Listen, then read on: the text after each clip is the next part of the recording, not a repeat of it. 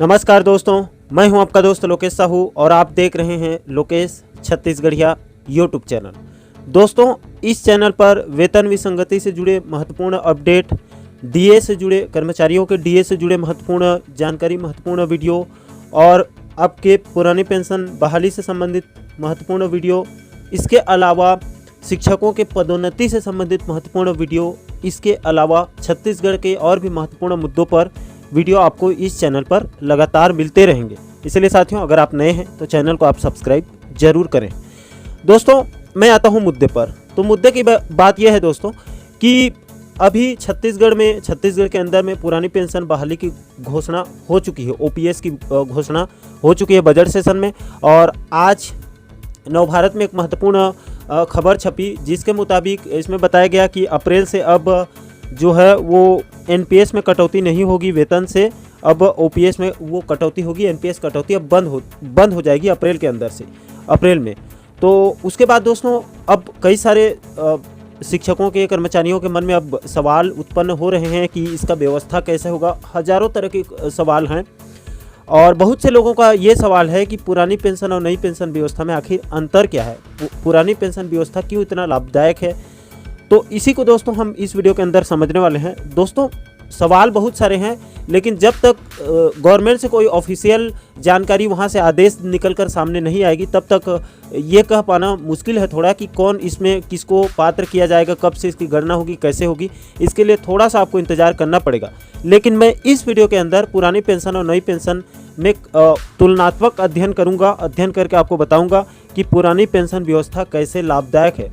सभी एंगल से, सभी पक्षों से पुरानी पेंशन व्यवस्था बहुत ज़्यादा लाभदायक है, हितकारी है कर्मचारियों के लिए, इसीलिए इसकी लगातार मांग हो रही थी। तो दोस्तों, इसमें दो महत्वपूर्ण डाटा है मेरे पास उपलब्ध है। सबसे पहले तो आप इस डाटा में भी देख सकते हैं, यहाँ भी पुरानी पेंशन और नई पेंशन के बारे में पूरा डिटेल से बताया गया है। इसके अलावा दैनिक भास्कर की आप उनकी जो रिपोर्ट है, उनकी खबर है 4 मार्च की, इसमें भी विस्तार पूर्वक उसी चीज़ को बताया गया है बारीकी से।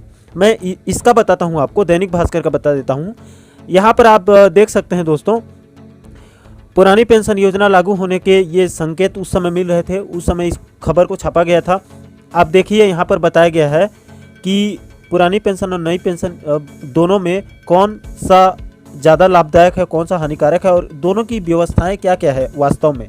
तो सबसे पहले दोस्तों, यहाँ पर एक कालखंड में बताया गया है पुरानी पेंशन के बारे में और दूसरे भाग में बताया गया है नई पेंशन के बारे में। तो पुरानी पेंशन में क्या व्यवस्था होती थी, पहले देखिए। पेंशन के लिए वेतन से कोई इसमें कटौती नहीं की जाती थी, सरकार की तरफ से अलग से दिया जाता था, इसमें अलग से गवर्नमेंट की तरफ से दिया जाता था पुरानी पेंशन में, ठीक है, ओल्ड पेंशन स्कीम में। लेकिन नई पेंशन स्कीम में 14% का वेतन से कटने का प्रावधान है नई पेंशन व्यवस्था में, एनपीएस में। और उसी प्रकार ओल्ड पेंशन स्कीम यानी पुरानी पेंशन में जीपीएफ का प्रावधान था, लेकिन नई पेंशन में जीपीएफ से ये नहीं जोड़ा गया है। और तीसरा है, पेंशन का भुगतान ट्रेजरी से होता है पुरानी पेंशन व्यवस्था में, और नई पेंशन में ये शेयर मार्केट के ऊपर आधारित है, इसीलिए इसका पूरा विरोध हो रहा था सभी जगह पर।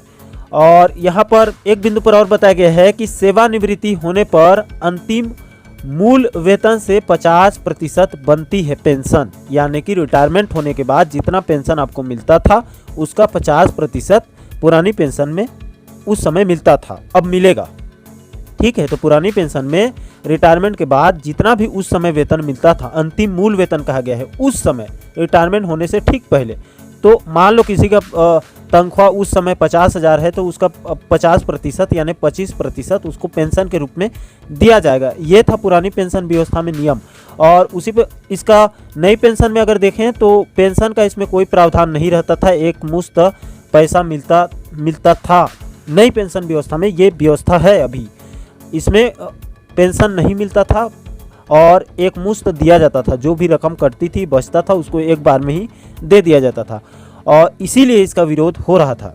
और इसमें पुरानी पेंशन व्यवस्था में मृत्यु होने पर परिवार नॉमिनी को पेंशन का प्रावधान था, यानी कि दोस्तों कर्मचारी की मृत्यु होने के पश्चात नॉमिनी को, यानी कि जाहिर सी बात है कि कर्मचारी को, उनकी पत्नी को उनके मृत्यु होने के बाद, कर्मचारी की मृत्यु होने के बाद उनकी पत्नी को पेंशन दिया जाता था। ये व्यवस्था है और आपको भी पता है, बहुत से लोगों को मिल रहा है अभी, पुराने कर्मचारियों को। और नई में क्या व्यवस्था है इसमें भी है, मगर योजना में जमा पैसों को लेकर स्थिति इसमें अभी स्पष्ट नहीं हुई है कि उनके नॉमिनी को, उनके पत्नी को कितना मिलेगा नहीं मिलेगा, ये इसमें क्लियर नहीं है। इसीलिए भी इसका ज़्यादा विरोध हो रहा था एनपीएस का। और आखिरी बिंदु पर यहाँ पर बताया गया है कि जीपीएफ के ब्याज पर कोई टैक्स नहीं लगेगा। जीपीएफ के ब्याज पर कोई टैक्स नहीं लगता है पुरानी पेंशन व्यवस्था में, लेकिन नई पेंशन व्यवस्था में सेवानिवृत्ति पर शेयर बाजार के आधार पर पैसा मिलेगा, टैक्स भी।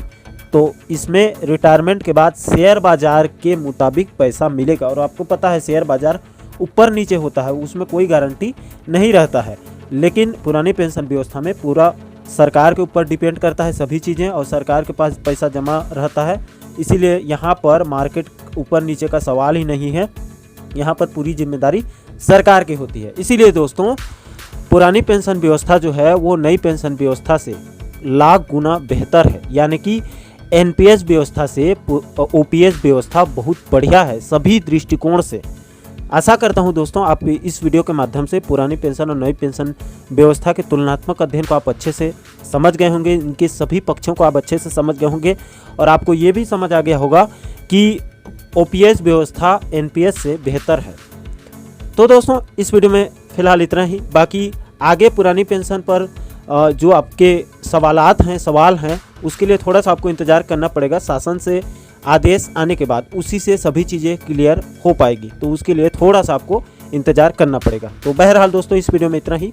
बाकी वेतन विसंगति, डीए और पुरानी पेंशन के साथ साथ शिक्षकों के पदोन्नति से जुड़े महत्वपूर्ण अपडेट को बारीकी से समझने के लिए आप हमारे चैनल को सब्सक्राइब जरूर करिए।